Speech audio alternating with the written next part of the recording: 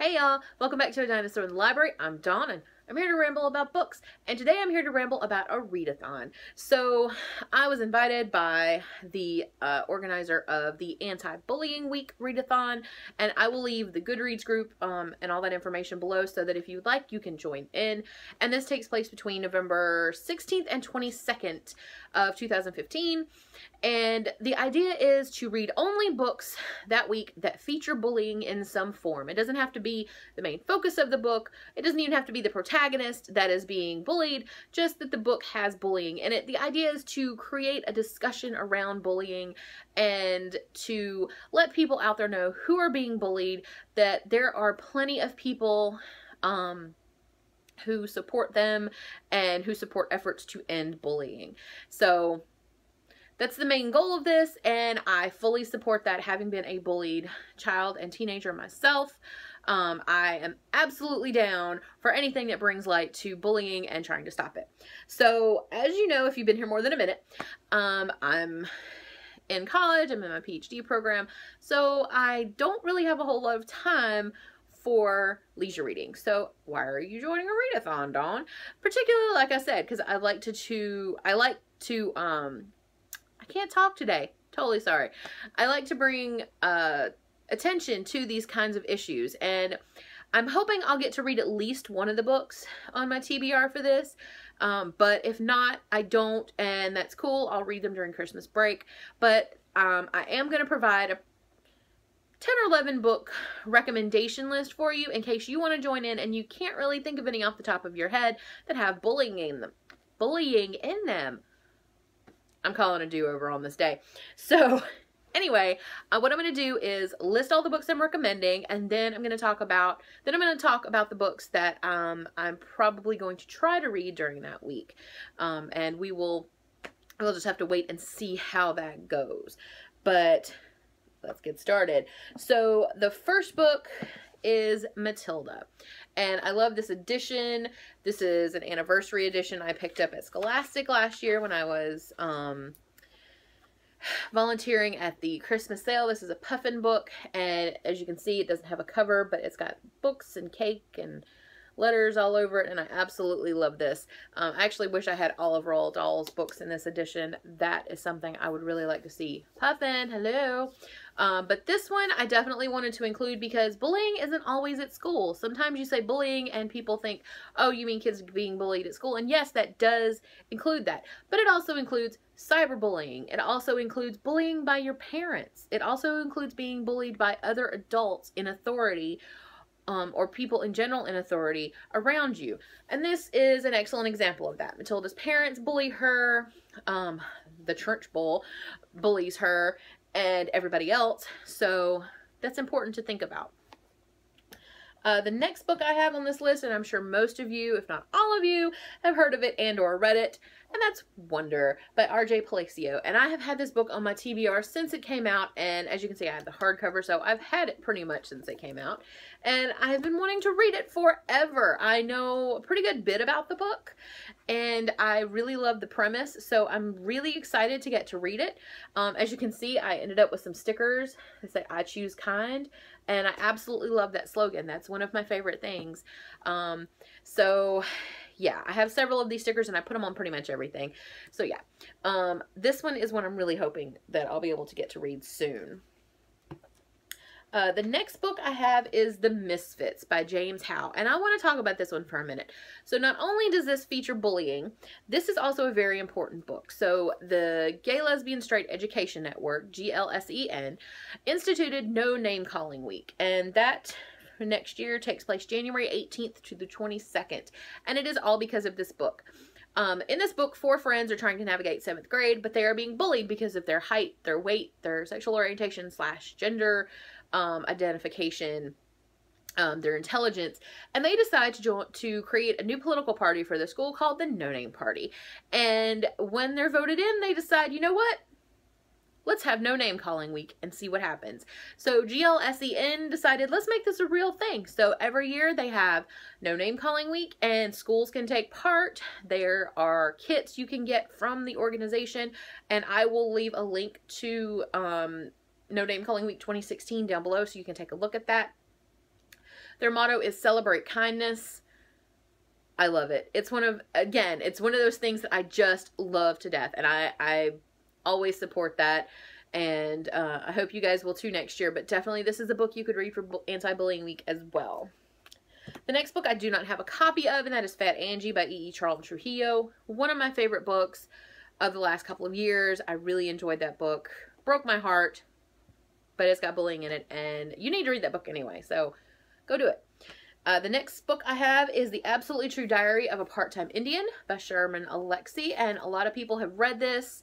This is National Book Award winner. Sherman Alexie is one of my favorite authors, and this is a young adult book that he has written, and it is phenomenal. So you need to read this for multiple reasons. So if you need a book to read for Anti-Bullying Week and you haven't picked this up, take this as your excuse and pick it up, because everybody on the planet needs to read this. The next book I have is Inside Out and Back Again. This is also a National Book Award winner. It's a Newbery Honor book, and it is a really awesome book. It is written in verse, and I love this. It's about a family that moves from wartime Saigon over to Alabama, and of course, you know, I'm from Alabama, so I was immediately interested in this book, and we read this for my children's literature class a couple of years ago, and I absolutely loved it. It is by, I'm always afraid I'm mispronouncing her name, Tanha Bai, and this is what it is. She has another book out that I have an arc of that I haven't read, but this one was amazing, so check this one out as well, especially if you need something that's really a quick read because you have limited time for this, as I do. Not only is it a middle grade-ish book, it's in verse, so it takes much less time to read, and it's brilliant.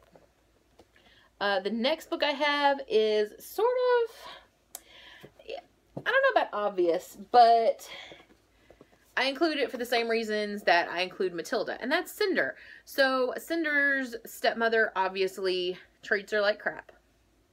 And again, parents can be bullies too, and families can be bullies too, so that's important to keep in mind. And if you're looking for an excuse to pick up the first book in the Lunar Chronicles, this could not come at a better time. Read it. I have been pushing this series since I read it because I absolutely love it. Okay, next book I also do not have a copy of, and that's Blubber by Judy Blume. One of those books that I read as a kid.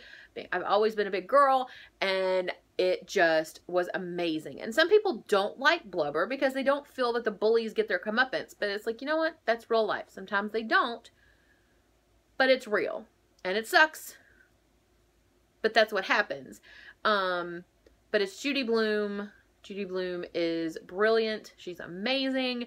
And I think I'm calling every book on this list brilliant and amazing, but of course they are, so please go read them. I have 3 more. So, actually I have a few more than that. So these next 2 I'm going to talk about in tandem, and that's Why Be Happy When You Could Be Normal, and Cowboys, Armageddon, and the Truth, How a Gay Child Was Saved from Religion by Scott Terry. These are both LGBTQ memoirs. Jeanette Winterson is a lesbian, and Scott Terry is gay. And both of them suffer bullying at the hands of their families for different reasons, but sort of similar. Actually, come to think about it, both of it's kind of based in religion, so it's a similar sort of situation. But these are amazing books. Again, I go with the amazing. I have talked about these books on this channel multiple times.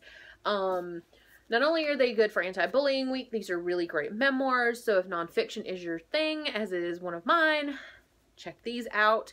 Jeanette Winterson is a quite prolific writer and has multiple books out. I'm pretty sure this is the only book Scott Terry has out. I've talked to him online, and he is an amazingly nice person, and this book is great, so go check these out. And then I have this book, which is not mine. I have it checked out for my university library, and that's 10,000 Dresses by Marcus Ewart and illustrated by Rex Ray. And I'm gonna have a review of this and a couple of other children's and middle grade LGBTQ books up soon. So yeah, this is another book where the person is bullied by their family, and I don't particularly care for the ending of this one as compared to some other ones I've read, but it's still a really good book to read for this particular topic. Another one I just read and absolutely adored is Better Nate Than Ever. This will also be in that review by Tim Federle. It is a Stonewall Book Award, and Nate is just adorable. I love Nate, and there are more books in this series. So if you read this for Anti-Bullying Week and you decide, you know what, I think I want to read some more of this guy, guess what? Nate's got more books, so check him out. And the last one I'm going to include is one of my absolute favorite books that I've read this year. One of my favorite books that I have read in multiple years. And I have a standalone review of it already up because I read it back in June. So I will post that below. And that is More Happy Than Not by Adam Silvera. This book was in my June Owl Crate for LGBTQ Pride. I fell in love with this book.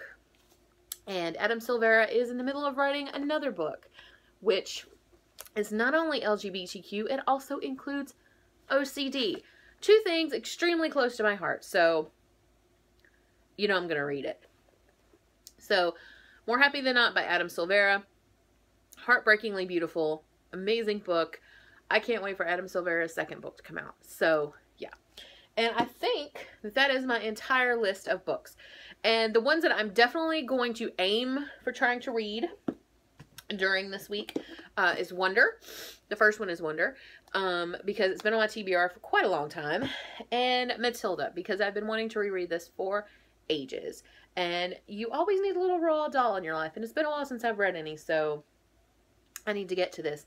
So one or both of these I'm definitely planning on getting to, hopefully both, at least one, I hope. We'll see. We'll see how much work I get done before that week starts. So I hope you guys enjoyed this, and I really hope that you're going to join in. You don't have to have a YouTube channel to do this. There's an extensive Goodreads group already there, and there's already a list prepared of over 100 books that have already been suggested by members of the group. So if the ones that I suggested don't really sound like your cup of tea, definitely go check that out. There's a lot of young adult. I think most of the ones on the list are young adult. So if that's your bag, there's definitely that covered. I tried to include a little bit of everything on my list. Everything from middle grade and picture books all the way up to adult nonfiction. Just because I know people read different things. I happen to read across the gamut, but not everybody does. So take my recommendations. Go check out the Goodreads group. Join in and celebrate kindness. Which I know is for No Name Calling Week, but please, be kind. The people you meet are fighting battles of which you know nothing. So always remember that, and I will see you guys in the next video. Bye.